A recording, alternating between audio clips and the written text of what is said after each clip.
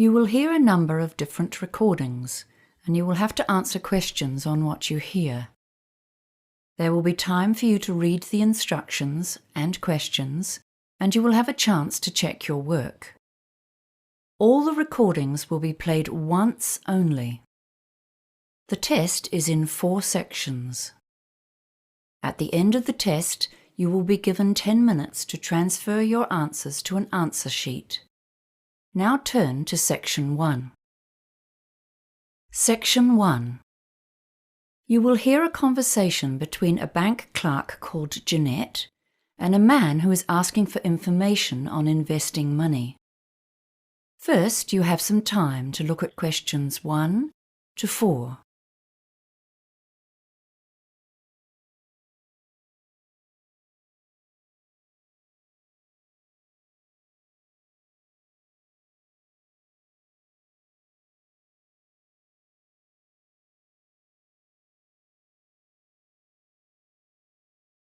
You will see that there is an example that has been done for you. On this occasion only, the conversation relating to this example will be played first. This is Citibank. You're speaking with Jeanette. How may I help you today? Hi. I'd like to ask a few questions about a term deposit. Certainly. Do you currently have any investments with us?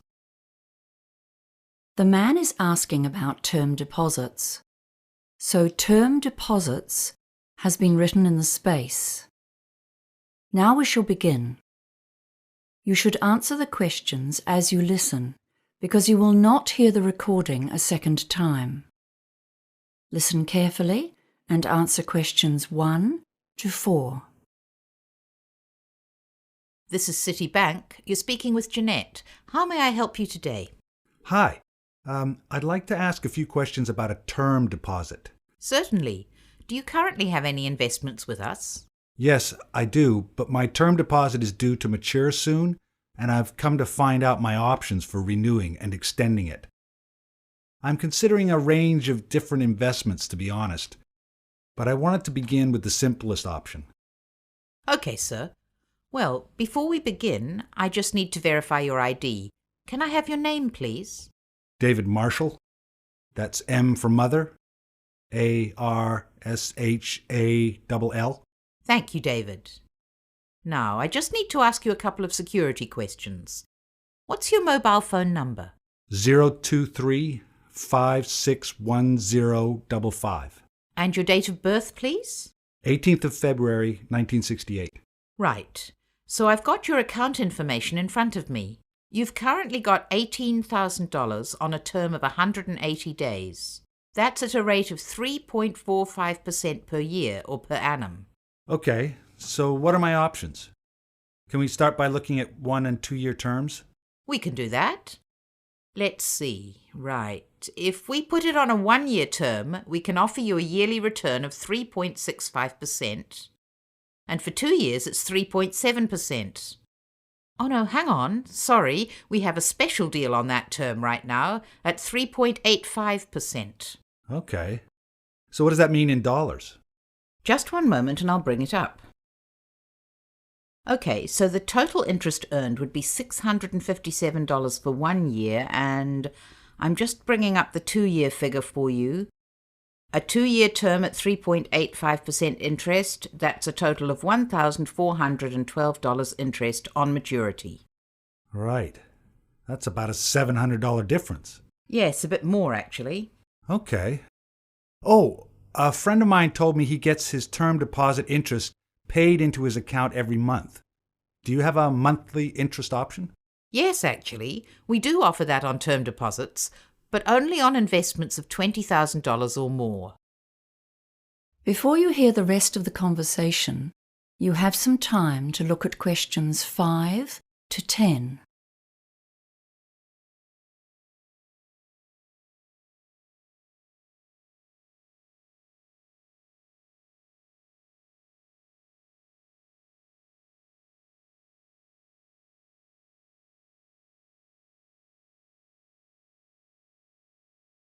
Now listen and answer questions 5 to 10. Can I ask if you've considered a PIE as an alternative investment option? A pie? Yes, it stands for Personal Investment Entity. It's an investment trust. Your earnings tend to be higher than they are for a term deposit because 28% is the maximum tax on those earnings. Okay, that sounds interesting. I've heard of those, but I've never really understood them. I thought they were called pies. They always sounded like something you eat. But I'd sure like to get a bigger slice of my investment pie. Well, with a PIE, your investment return changes depending on how much tax you normally pay. Oh, I see. According to my income bracket. Yes, that's right. For example, on a 2-year plan, if you're earning in the range between $48,001 to $70,000 at 30% tax, there's a 3.75% effective rate on PIE earnings. Okay. I'm actually on a 33% tax rate. Well, that's an even better return. If you're earning between $70,001 and $120,000, the effective interest rate is higher too.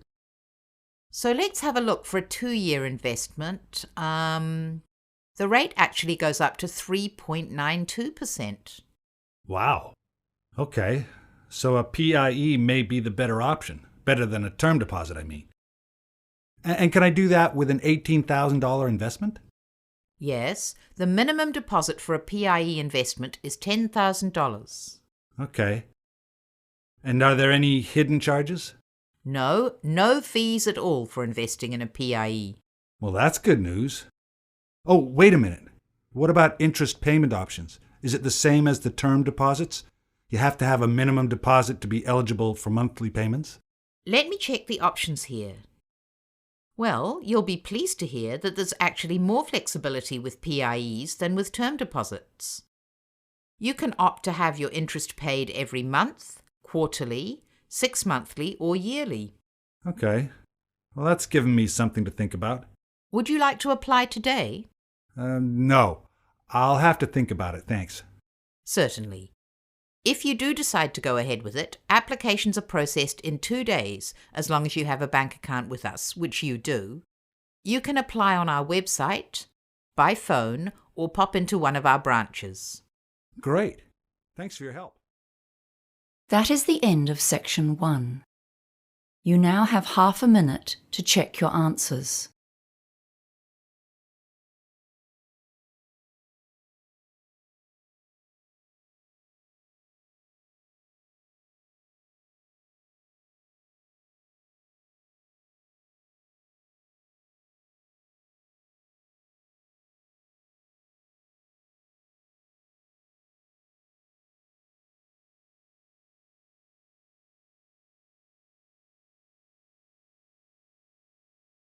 Now turn to section 2. Section 2.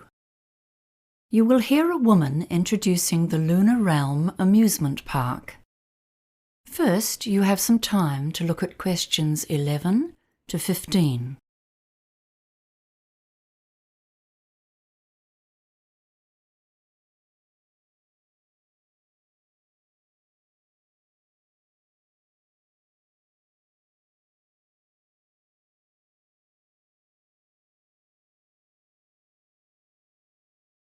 Now listen carefully and answer questions 11 to 15. Good morning, everyone. We're very pleased to have you here at Lunar Realm for our September Celebration Day. We have many smaller celebrations throughout the year for different events. I think it was 5 at last count. But the September celebration is a special day to honor the park's development, from tiny beginnings to the huge enterprise it is today. It's our most significant annual event. Come into the visitor center now. Over here, you can see a picture of the original park when it was under construction. The land was donated to the city in 1955 by the then mayor, Matthew Hardacre. But the park itself wasn't developed until 1979, and you'll notice it wasn't very big at that time. Then there was a huge growth in the 1990s, and we're still growing today. In the beginning, there were only a few small rides in the park. There were lots of other attractions in those days. including an adventure playground for younger kids. The kids loved the petting zoo with its farm animals, and in fact, that's the only attraction to have survived until now. We've still kept 2 of the original rides as an exhibit, but they're not in working order anymore. We're now one of the biggest amusement parks in the country. We've got an amazing range of amusement rides here, 43 in total this year. I think we're most famous for our roller coasters, aren't we? I guess you'll all have heard about the Hurricane. That's our oldest and most famous one. Some of our visitors think it's not fast enough to be truly exciting, but we love it because it's the highest wooden roller coaster in the country. Then we have the Bobcat.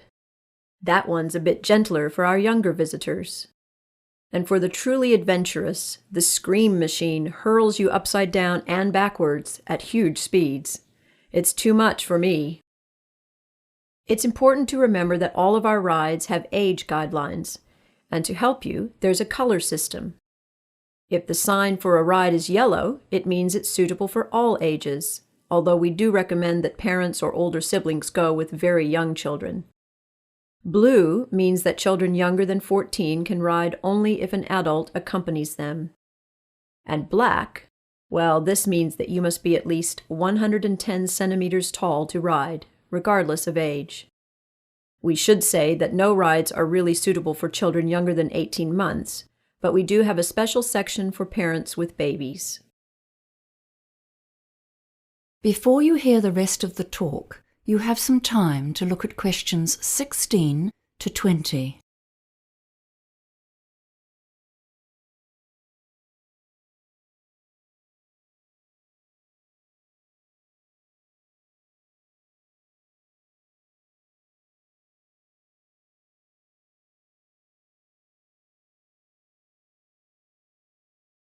Now listen and answer questions 16 to 20.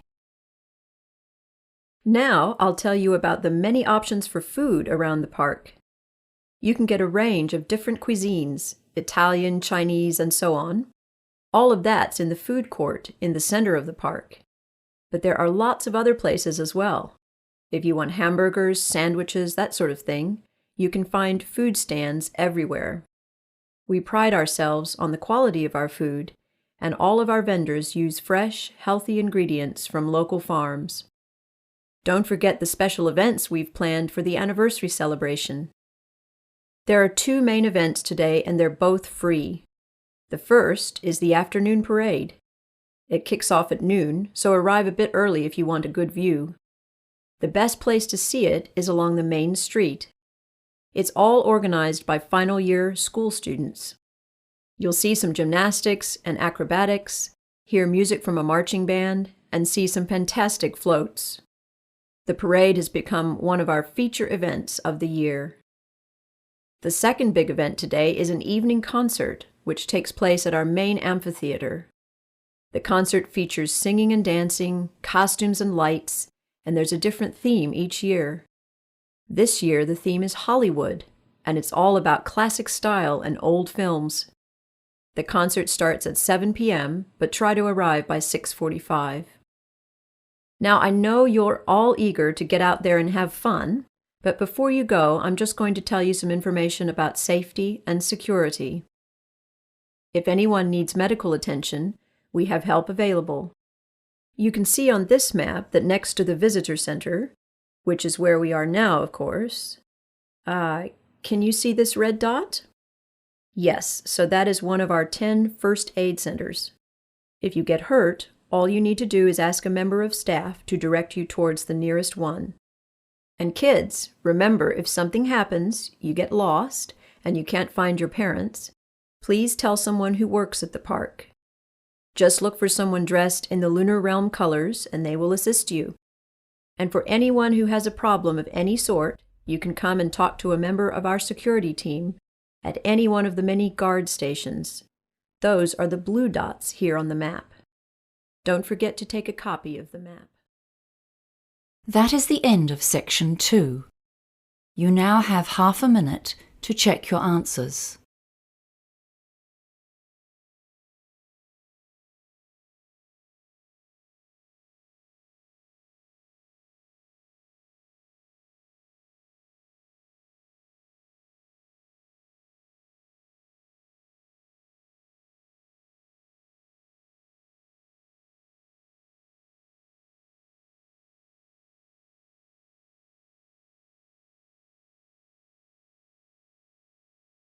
Now turn to Section 3. Section 3. You will hear a conversation between a peer tutor and an engineering student who needs help with a project. First, you have some time to look at questions 21 to 24.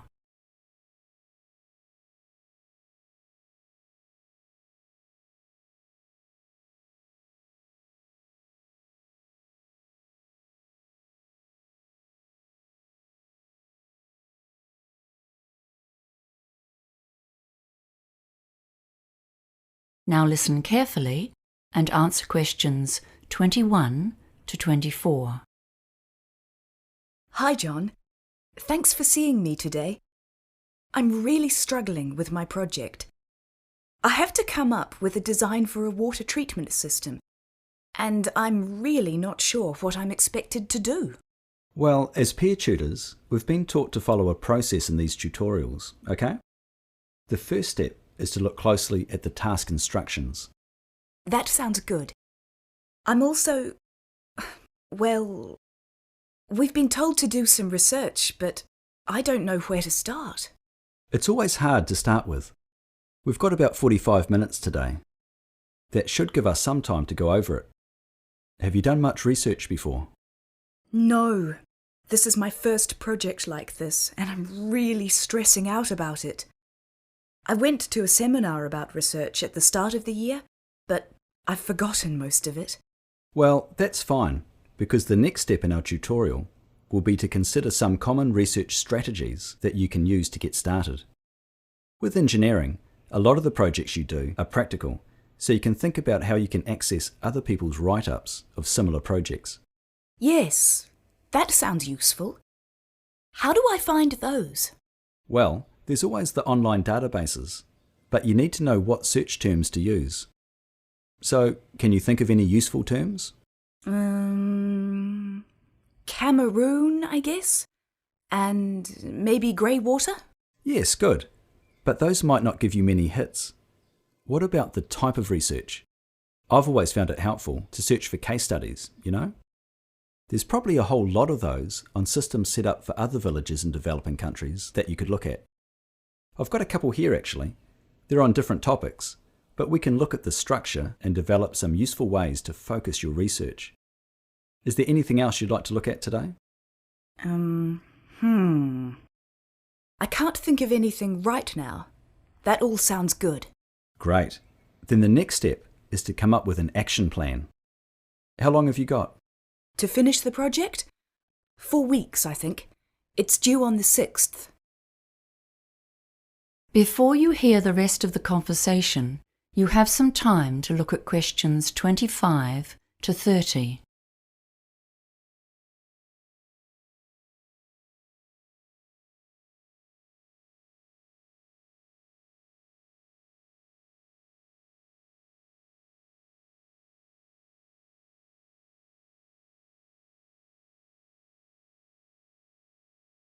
Now listen and answer questions 25 to 30. Right. Let's start with the project requirements then. You've got them there? Great. Let's see. Tell me what you understand about the task. So we need to create a system for grey water treatment so that we can minimise the strain on the overloaded water supply in a village in Cameroon. That's right. But I don't get the details about the type of system and what it needs to be used for. Okay. We'll come back to the type of system in a minute. It says here grey water. Have you learnt about grey water? No, I missed the lecture. Okay. So it's the water we use in our houses, but not in the toilet. The water that goes down the drains, not into sewage. It can be recycled because it's relatively clean. So what might the water treatment system try to do? Treat it and direct it somewhere else? Exactly.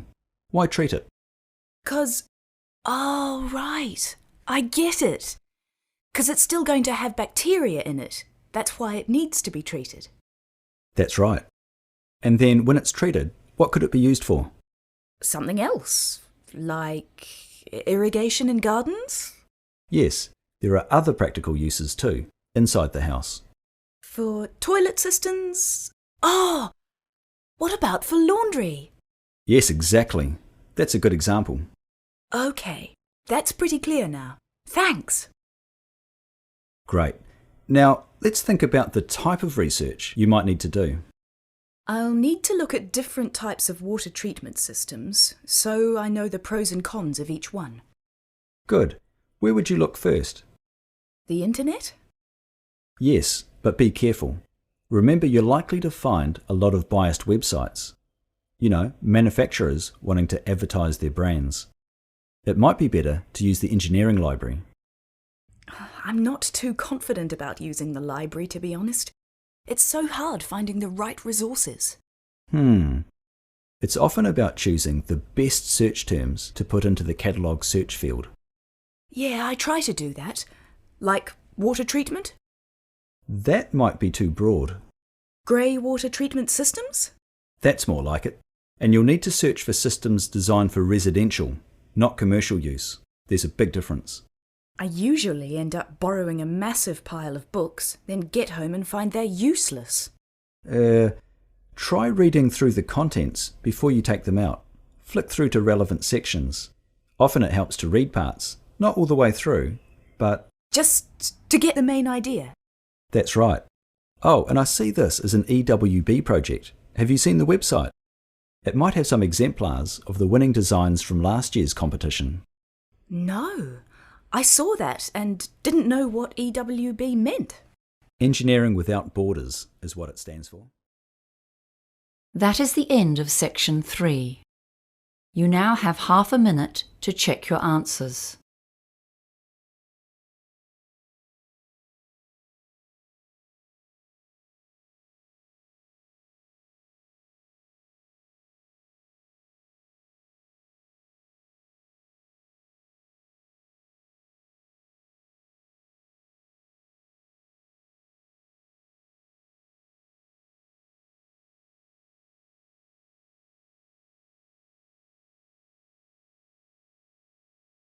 Now turn to section 4.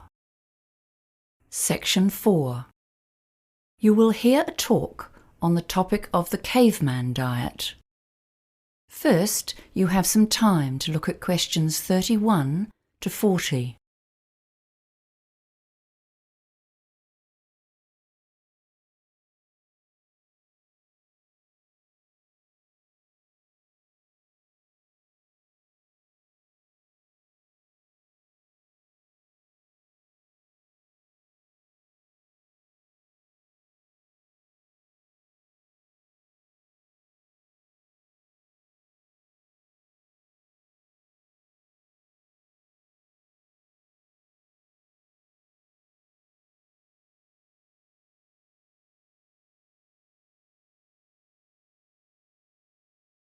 Now listen carefully and answer questions 31 to 40. Hello everyone. Do you use the internet?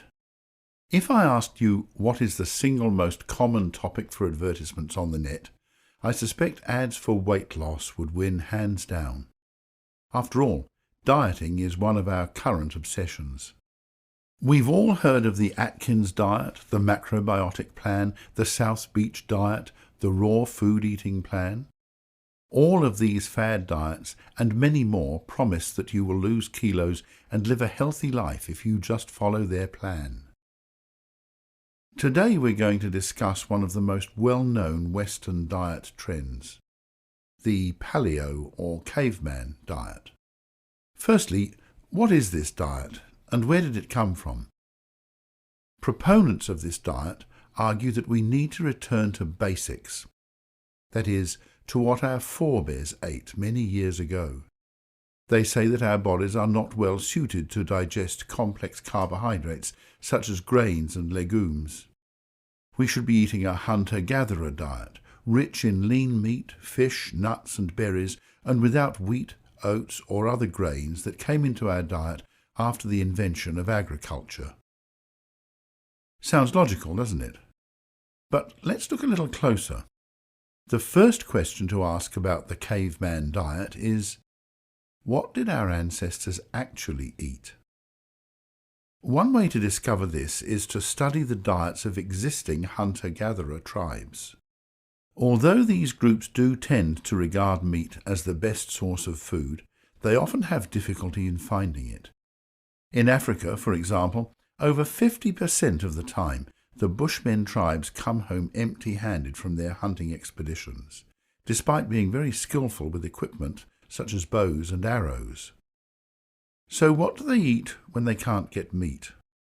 Well, the wives come to the fore then, foraging for and cooking local plants. Most of the groups eat a lot of plants. These range through a huge variety of local species, including nuts, plantains and yams, and evidence suggests that this was true of our ancient ancestors as well. Researchers suggest that these people would eat more meat if they could get it, but in fact only approximately a third of their calories comes from this protein and fat-rich source. Research shows that when these groups first come into contact with a Western diet, their health suffers. Once they're exposed to our diet of refined carbohydrates and sugars, they quickly develop our lifestyle-related diseases. However, that does not mean that the human digestive system is suited to digesting only a few sources of food, nor that it cannot change to accommodate different food sources. In fact, the evidence would suggest exactly the opposite. As a species, we are able to make significant modifications to our digestive systems according to what foods are available in our local environment. Examples abound, and our ability to digest lactose is a good one. Lactose is a sugar that is found in milk, and it is digested in the human gut by the enzyme lactase. In communities in Europe, the Middle East, and Africa that traditionally herd cattle and drink cow's milk, this enzyme is present and people can digest milk products. However, in places such as China and Thailand, which do not have this style of farming, the enzyme is lacking, and most people have lactose intolerance. Another example is the ability to digest the sugars from starchy foods. Communities that eat a lot of these foods have saliva that breaks down starchy foods before they reach the gut, whereas other groups have more difficulty in getting nutrition from high-starch sources. In fact, if you look at indigenous cultures around the world, there is a huge variety of successful diets. The Inuit get nearly all of their energy from high-fat sources, such as seal meat. The Jains in India have religious beliefs which prohibit eating any living thing, including eggs, but which do, however, allow for the consumption of milk products. Other groups eat mostly fish or have an insect-based diet, depending on locally available sources of protein.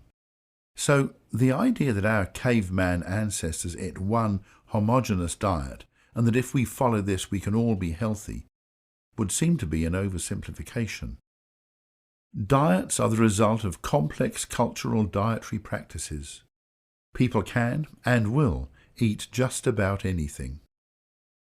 So, if we can eat a variety of diets, is there anything actually wrong with following the caveman diet?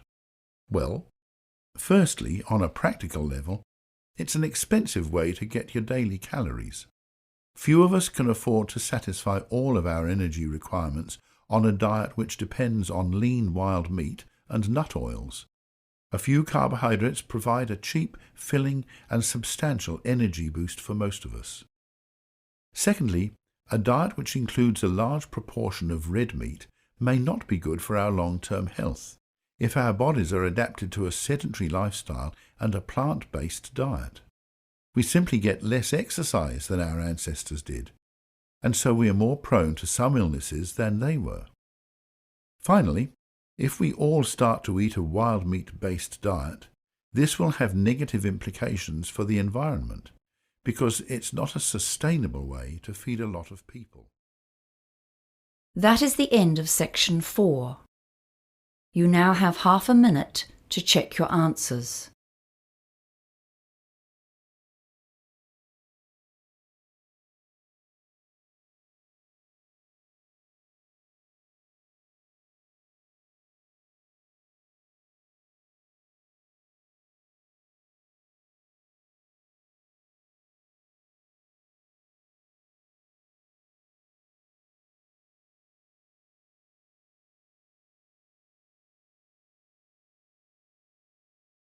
That is the end of the listening test.